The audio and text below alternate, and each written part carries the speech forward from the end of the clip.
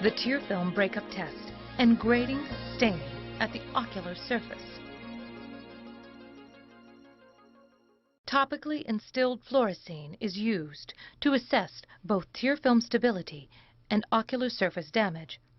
Other dyes, such as lissamine green, are used to assess damage alone. Neither fluorescein nor lissamine green drops cause discomfort on installation. The standard test for measuring tear film stability is the tear film breakup test, or TFBUT. This measures the time taken for a fluorescein-stained tear film to break down after a blink.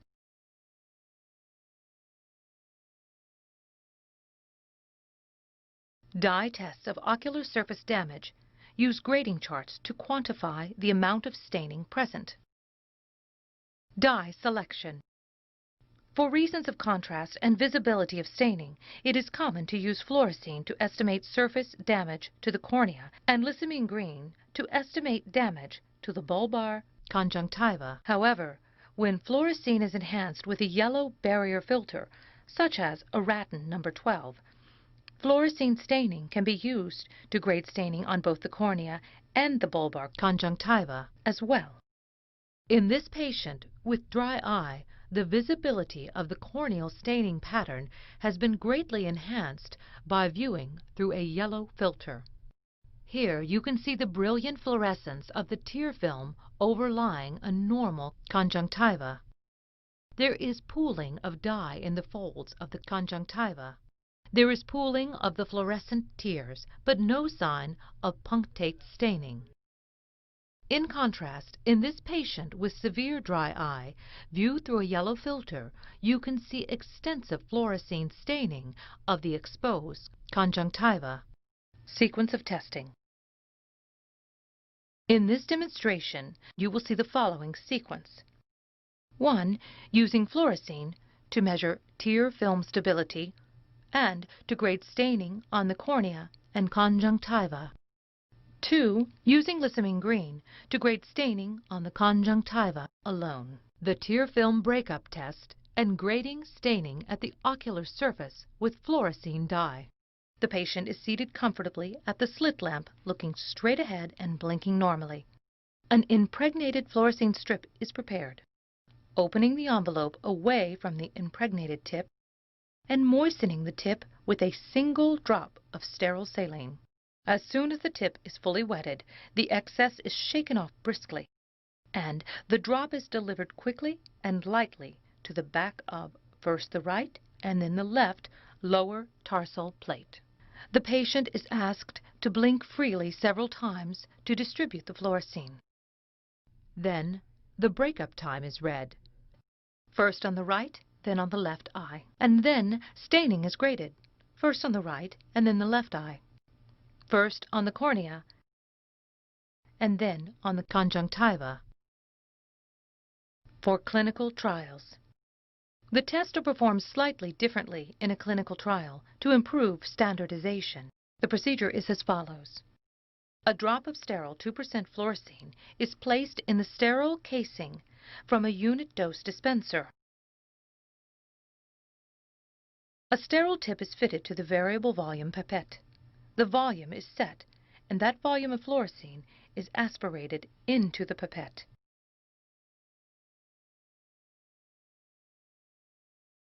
This precise volume can then be instilled into the lower conjunctival sac. 2. The sequence of measurement of the TFBUT and staining. In many clinical trials, the average of 2 or 3 measurements of the breakup time is required by protocol. This is time-consuming, and the delay may influence the quality of measurement in the second eye. For this reason, it is more appropriate to instill dye first in the right eye, recording the breakup time and grading staining in that eye, then on the left, making the same measurements there. Measuring the tear film breakup time. Each eye is examined using the blue exciter source of the slit lamp. A yellow absorption filter placed over the slit lamp objective, e.g. Araton 12, enhances fluorescence, and allows grading to be performed on both the cornea and the conjunctiva. With the patient looking straight ahead, fluorescein is instilled into the right lower conjunctival sac. The patient is asked to blink freely several times and advised that at some point they will be asked to stop blinking. The fluorescein-stained tear film is observed with the slit lamp, and when a homogeneously stained film is established at the end of the blink, the patient is asked to stop blinking and the stopwatch is started.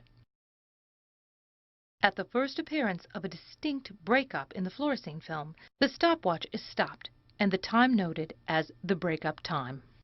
The investigator now proceeds to grade the ocular surface staining as follows. Dyes in use for grading staining. Fluorescein. It was noted earlier that with the use of a yellow barrier filter to enhance fluorescence, fluorescein may be used to grade epithelial staining on both the cornea and the conjunctiva. Bengal rose. It is rare to use Bengal rose drops for staining because of the intense stinging they cause. However, Bengal rose impregnated strips are available and are used in the same way as lissamine green strips for the purpose of assessing conjunctival damage. Lissamine green. Lissamine green is used to grade staining on the conjunctiva alone and, like fluorescein, may be instilled either from a prepared impregnated strip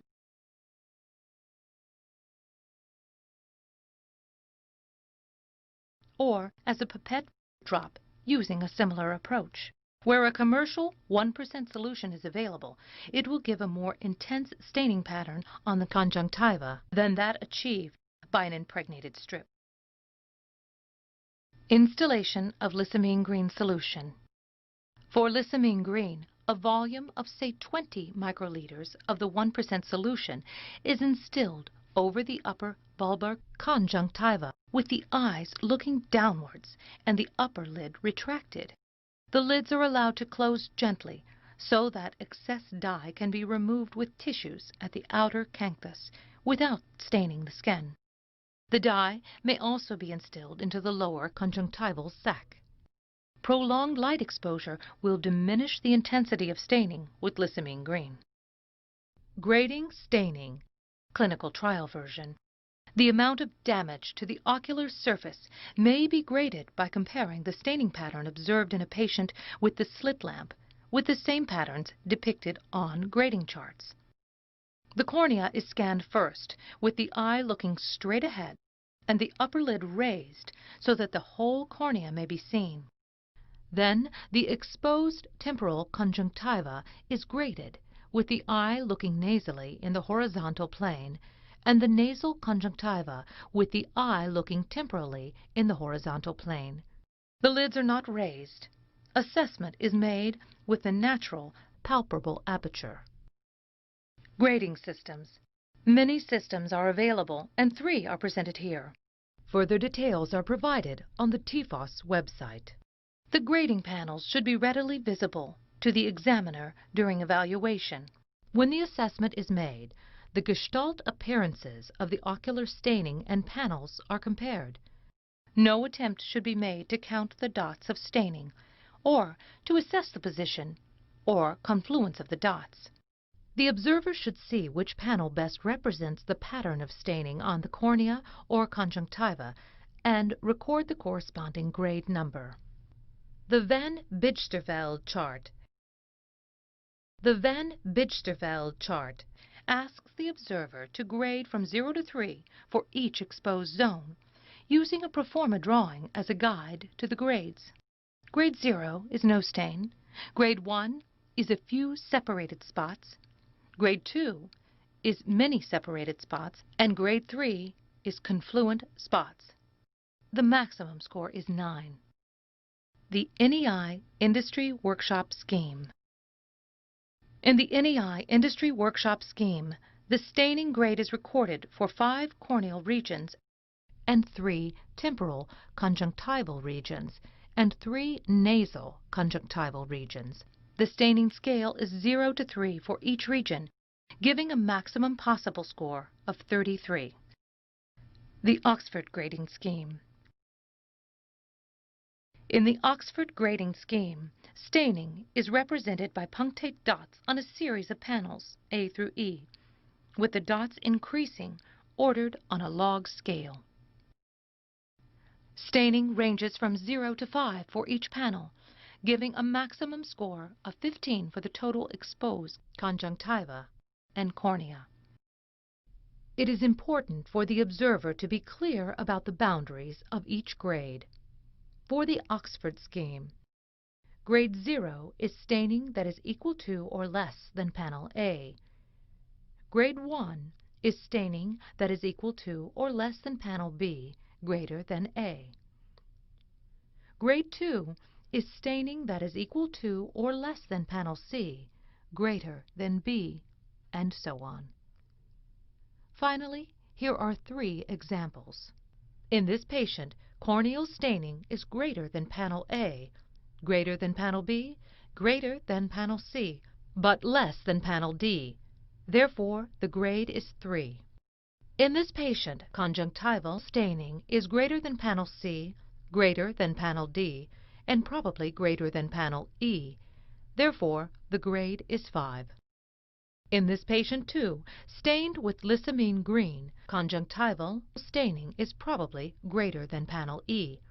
Therefore, the grade is 5.